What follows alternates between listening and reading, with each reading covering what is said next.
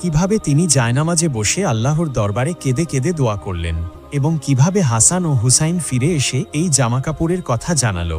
সব শুনে হযরত আলী রাদিয়াল্লাহু তাআলা আনহু এর চোখ ছলছল করে উঠল। তিনি তখন বললেন, ফাতেমা, বুঝতে পারছো না, এ কোনো সাধারণ ঘটনা নয়।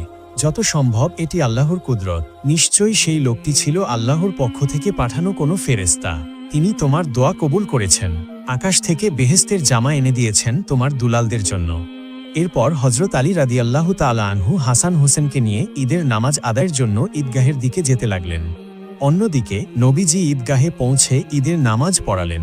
নামাজ পড়ানোর পর তিনি উঠে দাঁড়ালেন মিম্বরে। রাসূলুল্লাহ সাল্লাল্লাহু আলাইহি ওয়াসাল্লাম বললেন, হে মদিনার মানুষ, তোমরা তাকওয়া অবলম্বন করো, আল্লাহকে ভয় করো। আজকের দিনটা শুধু আনন্দের নয়, দায়িত্বেরও। তিনি থেমে গিয়ে চারিদিকে তাকালেন। সবাই মনোযোগী। তারপর বললেন, জাকাতুল ফিতর দাও। এটা গরিবদের খাবারের ব্যবস্থা, যাতে তারা ঈদের দিনে ক্ষুধার্ত না থাকে।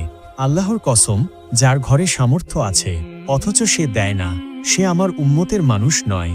অতঃপর নামাজ শেষে সবাই মিলে নবীজিকে ঘিরে ধরল। কেউ সালাম করল, কেউ কোলাকুলি। রাসূলুল্লাহ সাল্লাল্লাহু আলাইহি ওয়াসাল্লাম সবার সঙ্গে হাসি মুখে কথা বললেন। একজন সাহাবা জিজ্ঞেস করলেন, ইয়া রাসূলুল্লাহ, আজ আপনি যে রাস্তা ধরে আসলেন, ফিরবেন কি একই পথে? নবীজি মাথা নাড়লেন, না, আমি তা করব না। আমি অন্য রাস্তা দিয়ে ফিরব, যাতে আরও বেশি মানুষের সাথে সাক্ষাৎ হয়, আর রাস্তা দুটিও সাক্ষী হয় আমাদের ঈদের নামাজের। ঈদের সেই দিন মদিনায় অন্যরকম আনন্দ। রাসূলুল্লাহ সাল্লাল্লাহু আলাইহি ওয়াসাল্লামের নির্দেশে সবাই একে অন্যের খোঁজ নিচ্ছেন, একে অপরকে সালাম দিচ্ছেন, কোলাকুলি করছেন। কিন্তু এমন আনন্দঘন পরিবেশে একজনের চোখে অশ্রু। তিনি আর কেউ নন, ইসলামের দ্বিতীয় খলিফা, আল্লাহর ভয় আশঙ্কায় কাঁপা